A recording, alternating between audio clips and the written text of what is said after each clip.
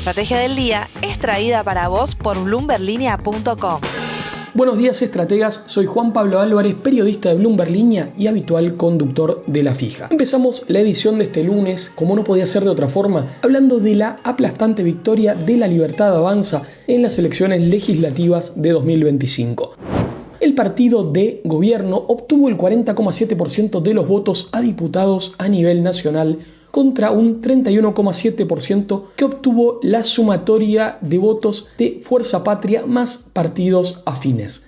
De esta forma, el partido de Javier Milei suma 64 bancas nuevas en la Cámara Baja contra 44 que obtiene el panperonismo. En tercer lugar queda el partido de Gobernadores, Provincias Unidas más aliados, que llega al 7% y obtiene apenas 8 bancas. La izquierda, en tanto, queda por debajo del 5% y suma 3 bancas a diputados, mientras que las fuerzas provinciales obtienen el 4,4% de los votos y suman 6 bancas.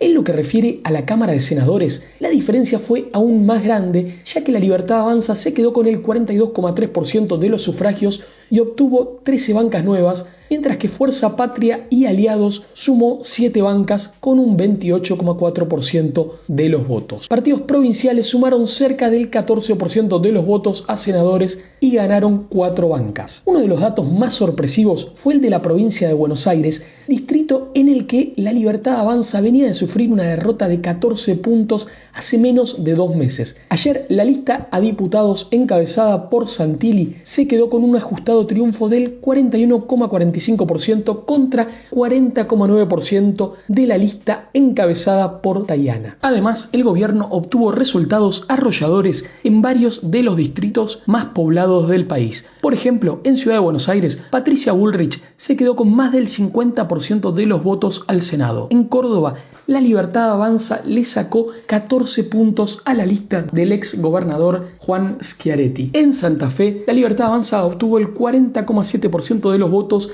seguido por Fuerza Patria, que se llevó el 28,7%, y más atrás quedó Provincias Unidas con 18,3%. En Mendoza, en tanto, la lista encabezada por el ministro de Defensa, Luis Petri, se llevó casi el 54% de los votos contra un 25% de Fuerza Justicialista Mendoza. En resumen, el partido de gobierno ganó en 16 jurisdicciones, mientras que el peronismo hizo lo propio en 6. En resumen, el partido de gobierno ganó en 16 jurisdicciones, mientras que el peronismo solo pudo vencer en Catamarca, La Pampa, Formosa, San Juan, Santa Cruz y Tucumán. En Santiago del Estero, en tanto, resultó triunfador el Frente Cívico, aliado al kirchnerismo. Precisamente en Santiago hubo también elecciones a gobernador, donde se impuso con claridad este partido de la mano de Elías Suárez, nuevo mandatario provincial. Por último, en Corrientes ganó el partido local Vamos Corrientes, liderado por Gustavo Valdés. No obstante, Libertad Avanza quedó apenas un puntito por debajo. Además, esta provincia repartía 3 bancas a diputados y una se la lleva el oficialismo provincial, la otra La Libertad Avanza y la otra Fuerza Patria. El presidente Milei habló tras los resultados y prometió que se viene el Congreso más reformista de la historia argentina. Asimismo, el mandatario se mostró abierto a dialogar con la oposición para poder llevar a cabo las reformas que tanto espera el mercado.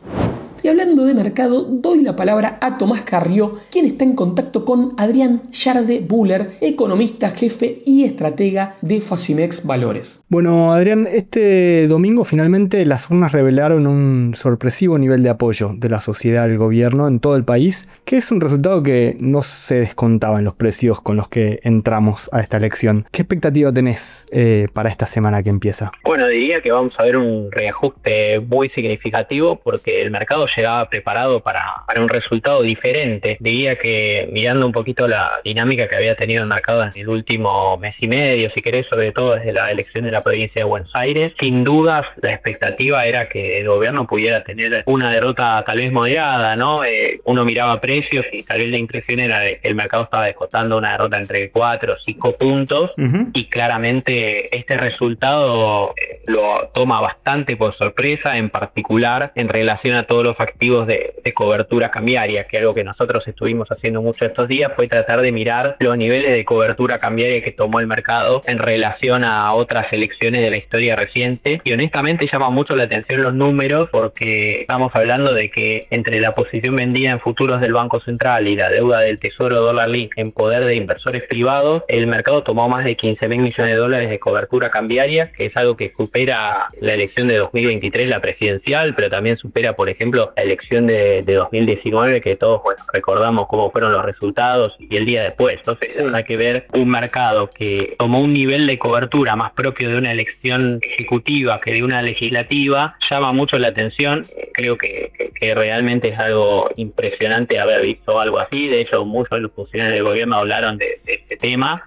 y sin duda es algo que va a marcar la reacción del mercado en el inicio de la semana, porque obviamente toda esta toma de cobertura, ahora que el resultado sorprendió positivamente al mercado, va a tener que desarmarse, y no es un proceso que vaya a hacerse de manera sencilla. Tengamos presente, solo por mencionar el primer impacto tal vez más obvio, que bueno, estamos hablando de 7.000 millones de dólares de futuros vendidos del Banco Central, que hoy mismo van a tener un mark to market significativo en un mercado que viene con poca liquidez, y va a tener que hacerse de nueva liquidez para cubrir ese mark to market, ni hablar los repricing que vamos a ver en términos de lo que es la deuda soberana dólar link, y bueno, propio en el mercado cambiario también, ¿no? Porque veníamos con un tipo de cambio financiero que estaba en zona de 1.600, y creo que con este resultado podemos esperar que el tipo de cambio vuelva a estabilizarse cómodamente dentro de la banda cambiaria, probablemente más cerca del centro de la banda que del techo. Sí. Y todo eso obviamente va a tener repercusiones en términos de evaluación de activos financieros, pero creo que la implicancia más importante del resultado de la elección está relacionada con las perspectivas de acceder al mercado. Esto es algo que nosotros miramos durante todo el año con gran atención, porque básicamente era una cuestión determinante para el futuro del programa económico. Y bueno, después de la elección bonaerense habíamos visto un nivel de riesgo país que se fue a casi 4 veces el spread de la deuda emergente high yield, que había llegado a niveles que la verdad que eran inconsistentes o incompatibles con un reacceso a los mercados voluntarios de deuda. Eso planteaba un conjunto de interrogantes a futuro que el gobierno buscó despejar bastante exitosamente con el respaldo financiero de Estados Unidos, pero aún así, para poder coronar este programa de estabilización de manera exitosa, era importante tener una perspectiva, por lo menos decente, de poder reacceder al mercado financiero internacional. La expectativa era que con las garantías de Estados Unidos ese proceso pudiera acelerarse un poco. Tal vez si la elección era pareja todavía estaba esa perspectiva decente, pero el mercado ni siquiera venía pensando en que pudiera darse un resultado como este, y creo que a partir del inicio de esta semana vamos a ver decididamente un mercado que hace el repricing ahí muy claro del riesgo país, digamos. Sí. Podemos empezar a imaginar un spread de riesgo país que se va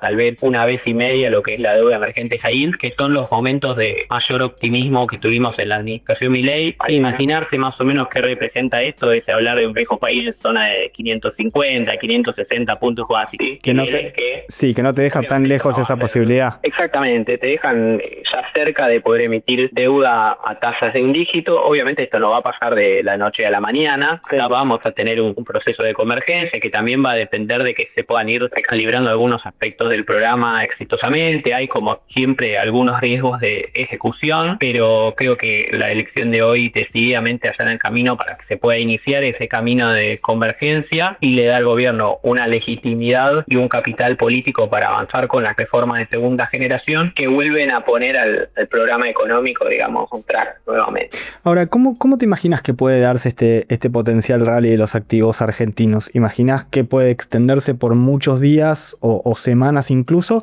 o imaginás más vertiginosos incrementos en un periodo corto de tiempo, y después de alguna manera la espera de si efectivamente se cumple estas reformas que está prometiendo el gobierno, las reformas estructurales que tienen que pasar por el Congreso, ¿no? Y yo diría, para conceptualizar un poco y que tal vez la gente entienda un poco qué es lo que nos estamos imaginando, más allá de las magnitudes, creo que las ruedas de esta semana deberían ser como una suerte de paso 2019 en sentido contrario, pero después, una vez que el mercado digiera, digamos, el resultado de esta elección, tal vez la continuidad del proceso de recuperación de las evaluaciones y convergencia sobre todo del riesgo país va también a ir dependiendo de que se vayan logrando pequeños objetivos. Sí. Creo que ahí tal vez lo que más está queriendo ver el mercado es que el gobierno pueda efectivamente empezar a aprobar leyes en el Congreso. Creo que los números de la elección lo dejan muy bien posicionado para lograr eso, y tal vez la primera discusión que tenemos que mirar en ese sentido va a ser la aprobación del presupuesto y qué negociaciones se dan en ese sentido. Sí. Pero después, en términos de recalibrar el programa económico, creo que el mercado va a querer ver que el gobierno pueda iniciar un sendero de acumulación de reserva. Sí. Y a mí particularmente me parece incluso más importante que esto ver una normalización exitosa de la política monetaria, que en los últimos meses claramente no estuvo funcionando, e incluso tuvimos tasas de interés reales muy altas y muy volátiles que afectaron y dañaron la recuperación de la actividad, con lo cual creo que esos son los primeros desafíos que aparecen en el horizonte. De vuelta, hay algunas cosas que van a tener un riesgo de ejecución, pero sin duda el respaldo financiero de Estados Unidos y el resultado de esta elección permiten encarar esos desafíos desde una posición de fortaleza, con grados de libertad y con tiempo para ir implementando las cosas de manera secuencial. Uh-huh. O sea, ¿imaginás al Tesoro argentino volviéndose comprador dentro de la banda cambiaria en las próximas semanas, en estos próximos días incluso? Creo que sería saludable que pase algo como eso. Como siempre, la única forma de acumular divisas no es comprar dólares dentro de la banda. Hay otros métodos, se puede colocar deuda en pesos que se suscriban en dólares, se puede hacer block trade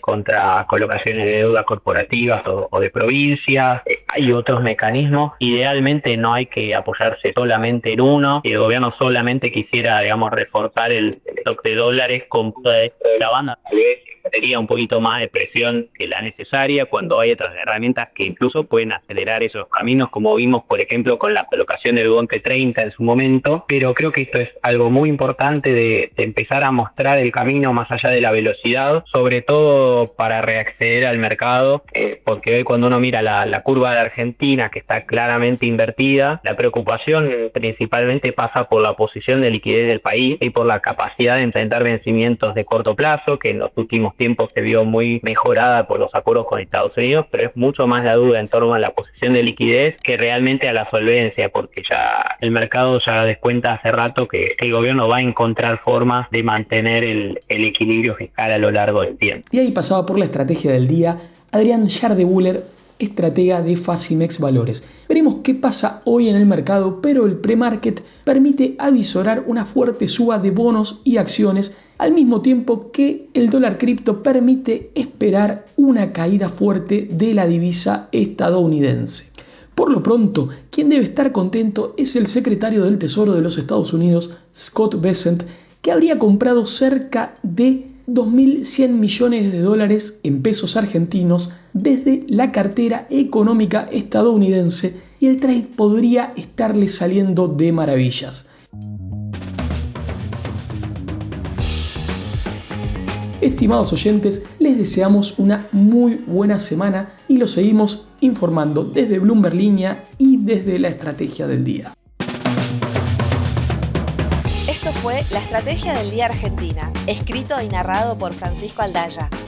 Producido por Arturo Luna y Daniel Hernández. Que tengas un día muy productivo.